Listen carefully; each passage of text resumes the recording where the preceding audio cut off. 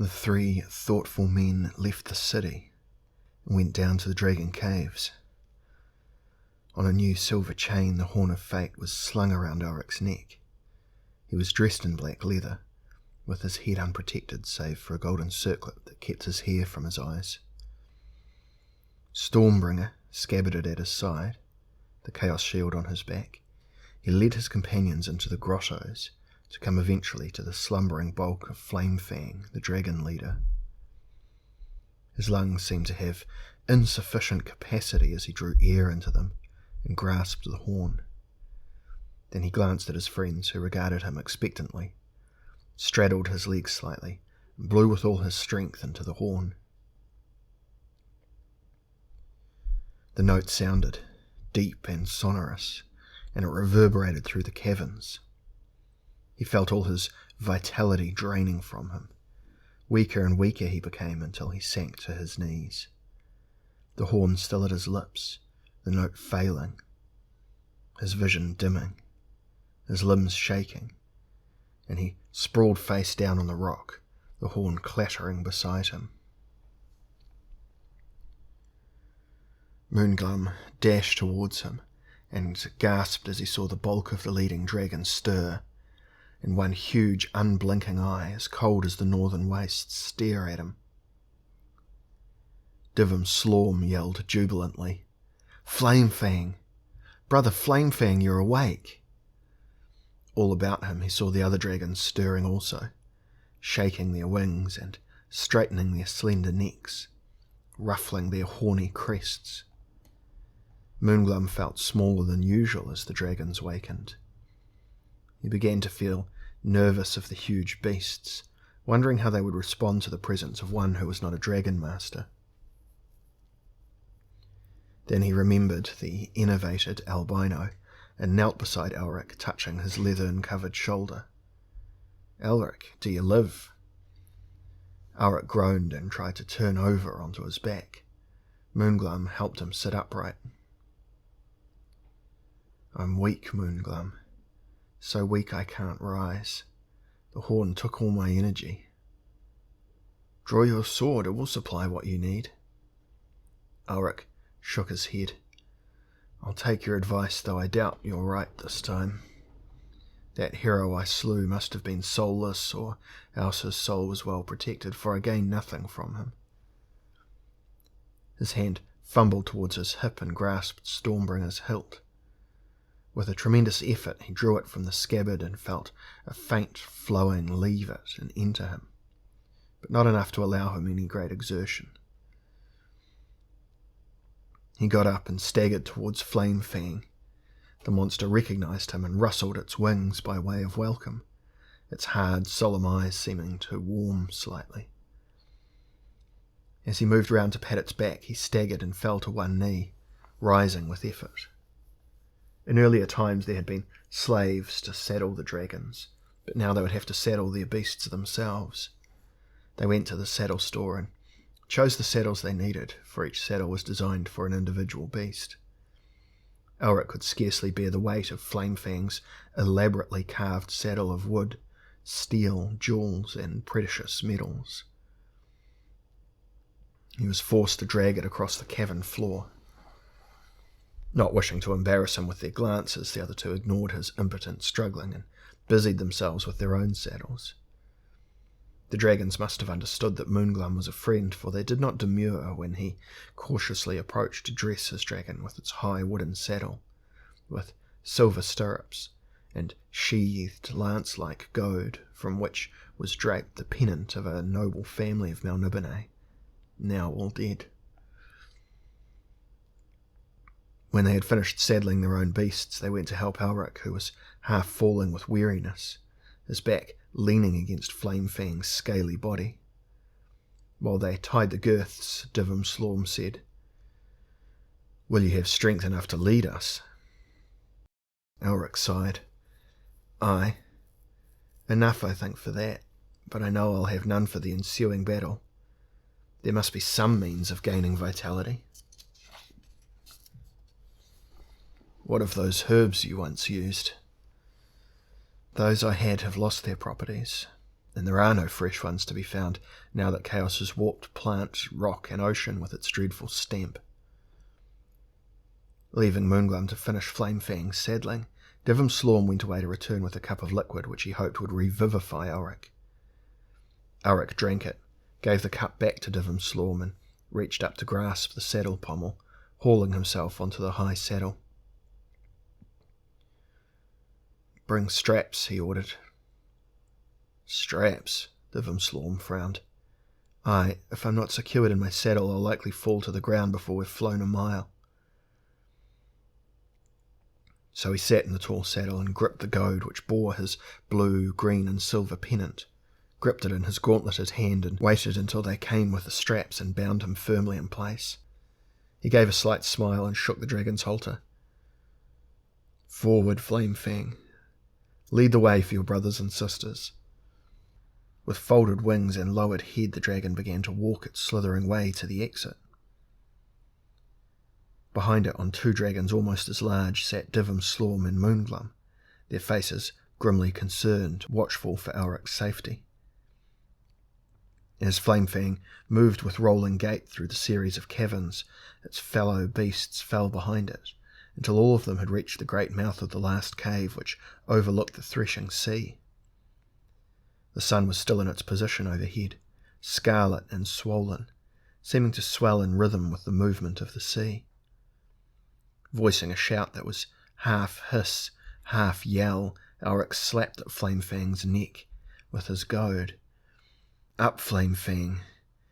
Up for Melniboné and vengeance." As if sensing the strangeness of the world, Flamefang paused on the brink of the ledge, shaking his head and snorting to himself. Then, as he launched into the air, his wings began to beat, their fantastic spread flapping with slow grace, but bearing the beast along with marvellous speed. Up beneath the swollen sun, up into the hot turbulent air, up towards the east where the camps of hell were waiting. And in Flamefang's wake came its two brother dragons, bearing Moonglum and Divim Slorm, who had a horn of his own, the one used to direct the dragons.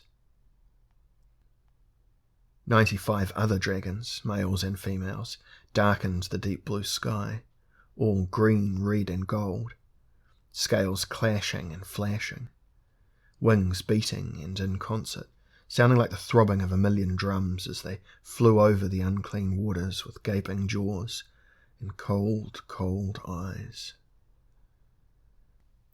Though beneath him now, Elric saw, with blurring eyes, many colours of immense richness. They were all dark and changing constantly, shifting from one extreme of a dark spectrum to the other. It was not water down there now. It was a fluid comprised of materials both natural and supernatural, real and abstract. Pain, longing, misery, and laughter could be seen as tangible fragments of the tossing tide. Passions and frustrations lay in it also, as well as stuff made of living flesh that bubbled on occasions to the surface. In his weakened condition, the sight of the fluid sickened Elric, and he turned his red eyes upwards and towards the east as the dragons moved swiftly on their course. Soon they were flying across what had once been the mainland of the eastern continent, the major Vilmirian peninsula. But now it was bereft of its earlier qualities, and huge columns of dark mist rose into the air, so that they were forced to guide their reptilian steeds among them. Lava streamed, bubbling on the faraway ground. Disgusting shapes flitted over land and air.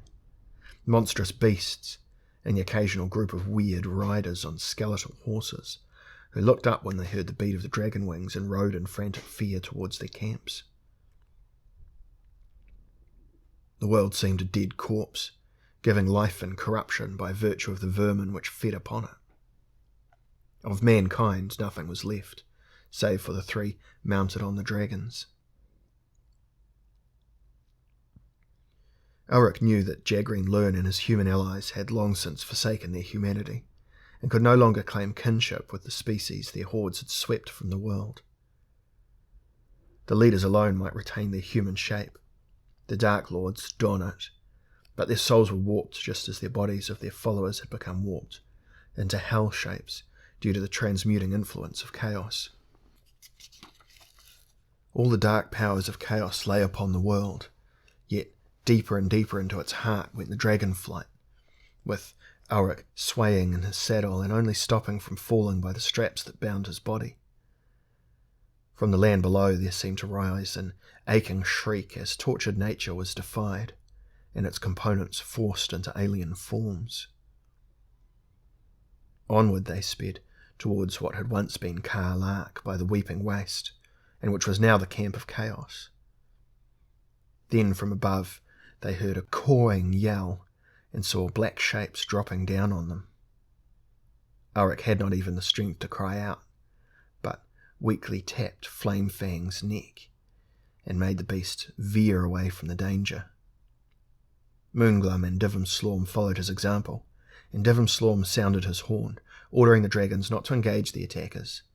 But some of the dragons in the rear were too late and were forced to turn and battle with the black phantoms. Elric looked behind him and for a few seconds saw, outlined against the sky, rending things with the jaws of whales, locked in combat with the dragons, that shot their flaming venom at them, and tore at them with teeth and claws, wings flapping as they strove to hold their height. And then another wave of dark green mist spread across his field of vision, and he did not see the fate that befell the dozen dragons. Now Elric signalled Flamefang to fly low over a small army of riders fleeing through the tormented land, the 8-arrowed standards of chaos flapping from the leader's encrusted lance. Down they went and loosed their venom, having the satisfaction of seeing the beasts and riders scream, burn and perish, their ashes absorbed into the shifting ground. Here and there now they saw a gigantic castle, newly raised by sorcerer, perhaps as a reward to some traitor king who had aided Jagreen Lurn, perhaps as the keeps of the captains of chaos who, now that chaos ruled, were establishing themselves on earth. They swept down to them, released their venom and left them burning with unnatural fires, the gouting smoke blending with the shredding mist. And at last Elric saw the camp of chaos, a city, but recently made in the same manner as the castles, the flaring sign of chaos hanging amber in the sky overhead. Yet he felt no elation, only despair that he was so weak he would not have the strength to meet his enemy Jagreen Lurn in combat. What could he do? How could strength be found? For even if he took no part in the fighting, he must have sufficient vitality to blow the horn a second time and summon the White Lords to earth. The city seemed peculiarly silent, as if it waited or prepared for something. It had an ominous atmosphere, and Elric, before Flamefang crossed the perimeter, made his dragon steed turn and circle. Divim Slorm and Moonglum and the rest of the dragonflight followed his example, and Divim Slorm called across the air to him. "What now, Elric? I had not expected a city to be here so soon." "Neither had I, but look." He pointed with a trembling hand he could hardly lift. "There's Jagreen Lurn's merman standard, and there," now he pointed to the left and right, "the standards of a score of the Dukes of Hell. Yet I see no other human standards." Moonglum shouted, "Those castles we destroyed, I suspect that Jagreen Lurn had already divided up these sundered lands and given them to his hirelings. How can we tell how much time has really passed? Time in which all this could have been brought about?" "True," Elric nodded, looking up at the still sun. He lurched forward in his saddle, half swooning, pulled himself upright, breathing heavily. The Chaos Shield seemed like a huge weight on his arm, but he held it warily before him. Then he acted on impulse and goaded Flamefang into speed, so that the dragon rushed towards the city, diving down towards the castle of Jagreen Lurn. Nothing sought to stop him, and he landed the beast among the turrets of the castle. Silence was dominant. He looked around, puzzled, but could see nothing save the towering buildings of dark stone that seemed to ooze beneath Flamefang's feet. The straps stopped him from dismounting, but he saw enough to be sure the city was deserted. Where was the horde of hell? Where was Jagreen Lurn? Divim Slorm and Moonglum came to join him, while the rest of the dragons circled above. Claws scratched on rock, wings slashed the air, and they settled, turning their mighty heads this way and that, ruffling their scales restlessly. Once aroused from their slumber, the dragons preferred the air to the land. Divim Slorm stayed, but long enough to mutter, "I'll scout the city," and then he was flying away again, low amongst the castles, until they heard him cry out and saw him swoop out of sight. There came a yell, but they could not yet see what caused it. A pause, and then Divim Slorm's dragon was flapping up again, and they saw he had a writhing prisoner slung over the front of his saddle. He landed. The thing he had captured bore a resemblance to a human being, but was misshapen and ugly, with a jutting underlip, low forehead and no chin. Huge, square, uneven teeth bristled in its mouth, and its bare arms were covered in waving hairs. "Where are your masters?" Divim Slorm demanded. The thing seemed to possess no fear, but chuckled. "They predicted your coming, and since the city limits movement have assembled their armies on a plateau they have made 5 miles to the northeast." It turned its dilated eyes to Elric. "Jagreen Lurn sent greetings and said he anticipated your foolish downfall." Elric shrugged. Divim Slorm drew his own rune blade and hacked the creature down. It cackled as it died, for its sanity had fled with its fear. He shivered as the thing's soul stuff blended with his own and passed extra energy to him. Then he cursed and looked at Elric with pain in his eyes. "I acted in haste. I should have given him to you." Elric said nothing to this, but whispered in his failing voice, "Let's to the battlefield, and hurry." Up to join their flight they went again, into the rushing, populated air, and towards the northeast. It was with astonishment that they sighted Jagreen Lurn's horde, for they could not understand how it could have managed to regroup itself so swiftly. Every fiend and warrior on earth seemed to have come to fight under the Theocrat's standard. It clung like a vile disease to the undulating plain, and around it clouds grew darker, even though lightning, obviously of supernatural origin, blossomed and shouted, crisscrossing the plain. Into this noisy agitation swept the dragonflight, and they recognized the force commanded by Jagreen Lurn himself, for his banner flew above it. Other divisions were commanded by Dukes of Hell, Malahine, Jortra, Jombarg, and others, and Elric noted the 3 mightiest Lords of Chaos dwarfing the rest: Chardros the Reaper with his great head and curving scythe, Mabaloda the Faceless, with his face always in shadow no matter which way you looked at it, and Sluaratar the Old, slim and beautiful, reputedly the oldest of the gods. This was a force which 1,000 powerful sorcerers would find it hard to defend against, and the thought of attacking them seemed folly. Elric did not bother to consider this, for he had embarked on his plan, and was committed to carrying it through, even though, in his present condition, he was bound to destroy himself if he continued. They had the advantage of attacking from the air, but this would only be of value while the dragon's venom lasted. When it gave out, they must go in closer. At that moment Elric would need much energy, and he had none. Down swept the dragons, shooting their incendiary venom into the ranks of chaos. Normally no army could stand against such an attack, but, protected by sorcery, chaos was able to turn much of this fiery venom aside. The venom seemed to spread against an invisible shield and dissipate. Some of it struck its target, however, and hundreds of warriors were engulfed in flame and died blazing. Again and again the dragons rose and dove upon their enemies, Elric swaying almost unconscious in his saddle, his awareness of what was going on diminishing with every attack. His dimming vision was further encumbered by the stinking smoke that had begun to rise off the battlefield. From the horde, huge lances were rising with seeming slowness. lances of chaos like streaks of amber lightning striking at the dragons, so that the beasts hit, bellowed, and hurtled dead to the ground. Closer and closer Elric's steed bore him, until he was flying over the division commanded by Jagreen Lurn himself. He caught a misty glimpse of the theocrat sitting a repulsive, hairless horse, and waving his sword, convulsing with mocking mirth. He faintly heard his enemy's voice drift up to him. "Farewell, Elric, this is our last encounter. For today you go to Limbo." Elric turned Flamefang about and whispered into his ear. "That one, brother. That one." With a roar, Flamefang loosed his venom at the laughing theocrat. It seemed to Elric that Jagreen Lurn must surely be burned to ashes. But just as the venom seemed to touch him, it was hurled back, and only a few drops struck some of the theocrat's retainers, igniting their flesh and clothing. Still Jagreen Lurn laughed, and now he released an amber spear which had appeared in his hand.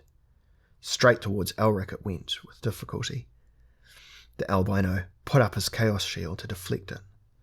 So great was the force of the bolt striking his shield that he was hurled backwards in his saddle, and one of the straps securing him snapped, so that he fell to the left and was only saved by the other strap that had held. Now he crouched behind the shield's protection, as it was battered with supernatural weapons. Flamefang too was encompassed by the shield's great power, but how long would even the chaos shield resist such an attack? It seemed that he was forced to use the shield for an infinite time, before Flamefang's wings cracked the air like ships, and he was rushing high above the horde. He was dying. Minute by minute the vitality was leaving him as if he were an old man ready for death. "I cannot die," he muttered. "I must not die. Is there no escape from this dilemma?" Flamefang seemed to hear him. The dragon descended towards the ground again and dropped until its scaly belly was scraping the lances of the horde. Then Flamefang had landed on the unstable ground and waited with folded wings as a group of warriors goaded their beasts towards him. Elric gasped. "What have you done, Flamefang? Is nothing dependable? You have delivered me into the hands of the enemy." With great effort he drew his sword as the first lance struck his shield, and the rider passed, grinning, sensing Elric's weakness. Others came on both sides. Weakly he slashed at one, and Stormbringer suddenly took control to make his aim true. The rider's arm was pierced, and he was locked to the blade as it fed greedily upon his life stuff. Immediately Elric felt some strength return, and realized that between them, dragon and sword were helping him gain the energy he needed, but the blade kept the most part to itself. There was a reason for this, as Elric found at once, for the sword continued to direct his arm. Several more riders were slain in this manner, and Elric grinned as he felt the vitality flowing back into his body. His vision cleared. His reactions became normal. His spirits rose. Now he carried the attack to the rest of the division. Flamefang moving over the ground with a speed belying his bulk.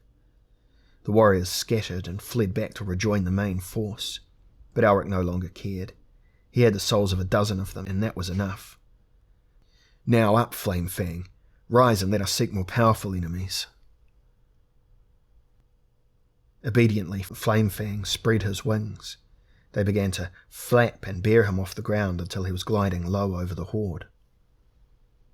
In the midst of Lord Jombarg's division, Elric landed again, dismounted from Flamefang, and, possessed of his supernatural energy, rushed into the ranks of fiendish warriors, hewing about him, invulnerable to all but the strongest attacks of chaos. Vitality mounted, and a kind of battle madness with it. Further and further into the ranks he sliced his way, until he saw Lord Jombarg in his early guise as a slender, dark-haired woman.